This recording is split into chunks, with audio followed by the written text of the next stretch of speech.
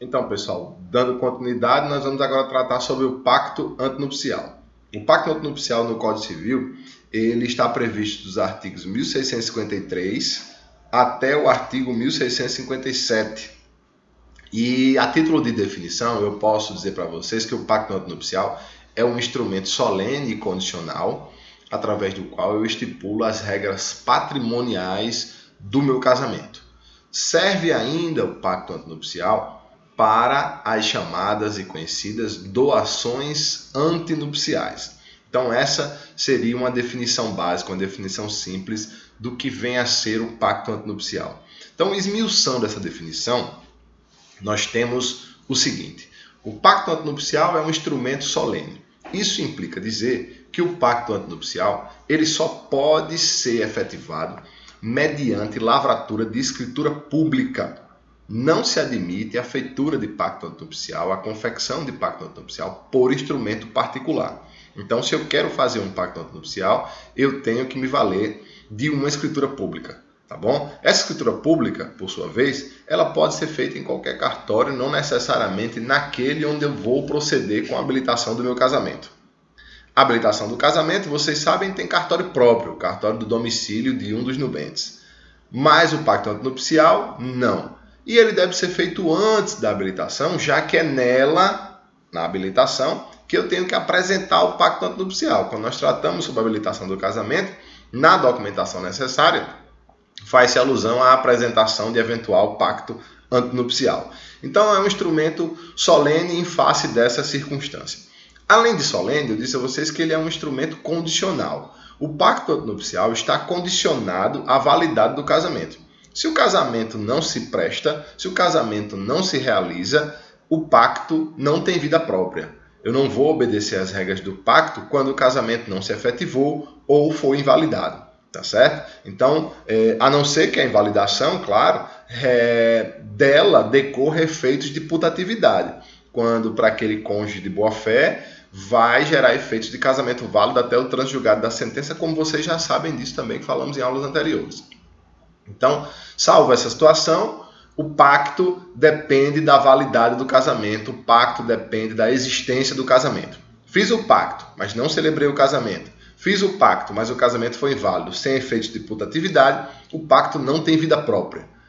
O contrário disso ocorre, ou seja, o casamento ele existe sem o pacto não existe sem o casamento. Mas o casamento, o matrimônio, ele existe sem o pacto. Se porventura eu celebrei um pacto antinupcial, celebrei o casamento teve validade, mas depois observou-se que o pacto não seguiu a forma prescrita em lei, por exemplo, foi feito por um instrumento particular, as regras do pacto não vão valer.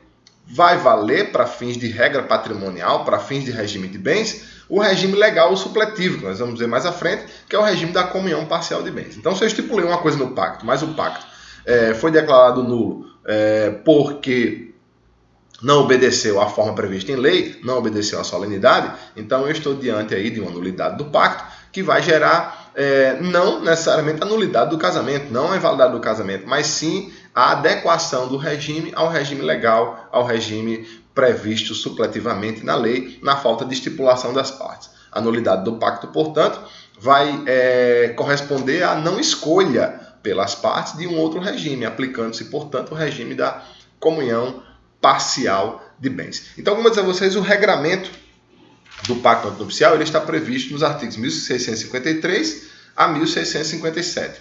Antes de falar sobre as doações antinupciais, que eu vou falar mais à frente delas, vamos tratar aqui das minúcias acerca desse pacto antinupcial. O 1653 ele vem falar que é nulo o pacto que não é feito por escritura pública e ineficaz, ou seja, não vai gerar efeitos jurídicos, se não lhe seguir o casamento.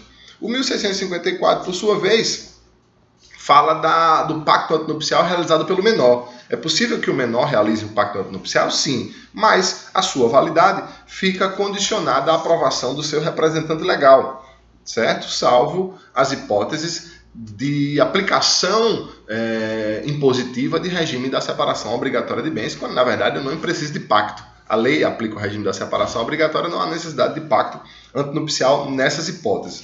Mas vai casar alguém entre 16 e 18 anos que não precisa de suprimento da autorização dos pais, porque os pais autorizaram. Ele pode fazer um pacto? Pode fazer um pacto, mas a sua validade fica condicionada à aprovação por seu representante legal, conforme estabelece o artigo 1654. No pacto antinupcial, eu vou escolher o regime de bens que melhor se aplique ao meu caso. Vou decidir com a minha noiva, vou decidir com o noivo acerca do melhor pacto, do melhor regime que vai se aplicar ao casamento. Decidir por um regime que não seja o regime da comunhão parcial de bens, decidir por ele, ou mesmo decidindo por ele, eu não quero fazer qualquer outra alteração em sua característica no tocante à administração de patrimônio, vou me valer do pacto antinupcial. Então, se eu quero escolher um outro regime que não seja o regime da comunhão parcial de bens, eu vou ter que me valer necessariamente do pacto antinupcial. E no pacto antinupcial eu posso escolher qualquer dos 4 regimes que me é permitido pela lei, como eu já disse, comunhão parcial, comunhão universal, separação de bens e participação final dos aquestos. Posso escolher qualquer desses regimes e, uma vez escolhendo qualquer desses regimes, eu posso ainda, em adição, mesclar características desses regimes. Eu posso estabelecer que parte do meu patrimônio será regido pelo regime tal e a outra parte será regida pelo regime qual, que as regras de administração patrimonial serão modificadas nesse ponto ou naquele outro ponto. Então, tudo que se refira à parte de disposições patrimoniais que está à disposição das partes, é possível que eu faça essa alteração, e essa alteração é feita via pacto antinupcial. O 1655, na esteira desse raciocínio aqui que eu estou tratando para vocês, ele diz que é nula a convenção ou a cláusula do pacto, ou o pacto todo, ou uma cláusula dela, que contravém a disposição absoluta da lei, ou seja, aquelas normas de ordem pública que são inderrogáveis por vontade das partes, também não pode ser por via do pacto antinupcial, certo? No 1656, ele vai falar aqui que no pacto antinupcial que estipule o regime da participação final nos aquestos, é livre a convenção sobre disposição de bens imóveis, desde que particulares. Então, isso é uma exceção possível à limitação do 1647-1, que tratamos há pouco. Então, se eu decidir pelo regime da participação final dos aquestos, já eu vou falar sobre ele, se eu decidir por esse regime, eu posso, no pacto antinupcial, estipular que as disposições patrimoniais sobre bens imóveis são livres, independendo, ou seja, não dependendo da autorização do outro consorte, tá bom? Então, isso é o que estabelece o 1656. E o 1657, ele vai dizer o seguinte, que os pactos antinupciais só terão validade perante terceiros se, após o casamento, eu registrar ou proceder o registro deste pacto na matrícula dos imóveis do domicílio dos cônjuges. E mais, se os cônjuges forem empresários, é necessário também, para que isso surta efeitos contra terceiros, que se registre esse pacto antinupcial junto à correspondente junta comercial, né? Na respectiva correspondente junta comercial. Então, para que o pacto antinupcial e suas disposições tenham validade contra terceiros, é preciso que eu faça esse registro na matrícula dos imóveis que possua e no registro das pessoas jurídicas que seja titular, pena de, para com terceiros, valer um regime diverso daquele que eu estipulei no pacto, normalmente o da comunhão parcial de bens. Tá certo? Em relação às doações antinupciais, eu remonto vocês aqui para a leitura do artigo 546. O artigo 546 do Código Civil é lá que, quando fala da doação, né, a partir do 538, mais especificamente no 1546, vai falar o seguinte: a doação feita em contemplação de casamento futuro com certa e determinada pessoa quer pelos nubentes entre si, ou seja, eles próprios decidiram pela doação, quer por terceira pessoa a um deles, a ambos ou aos filhos que de futuro houverem um do outro, não pode ser impugnada por falta de aceitação e só ficará sem efeito se o casamento não se realizar.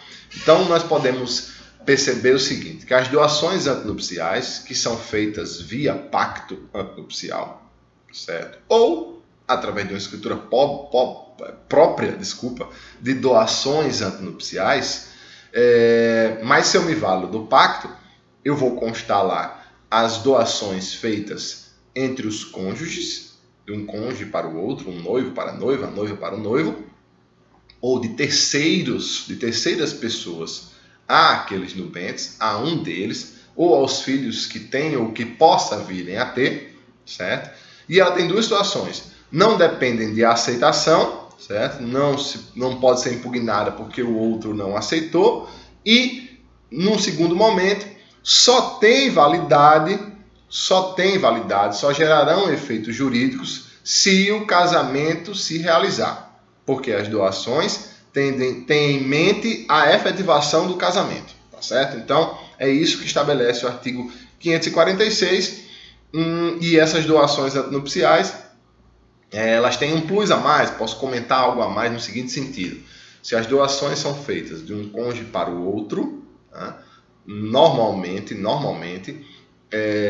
em se tratando dos regimes, por exemplo, da comunhão parcial, essa doação, uma vez recebida pelo donatário, ela não se comunica com o doador, por mais que ele seja o cônjuge e tenha sido de onde saiu esse patrimônio, porque as doações em nome próprio não se comunicam. E no da comunhão universal, se constar uma cláusula de incomunicabilidade, eu quero essa doação, mas eu quero que conste aí uma cláusula de incomunicabilidade.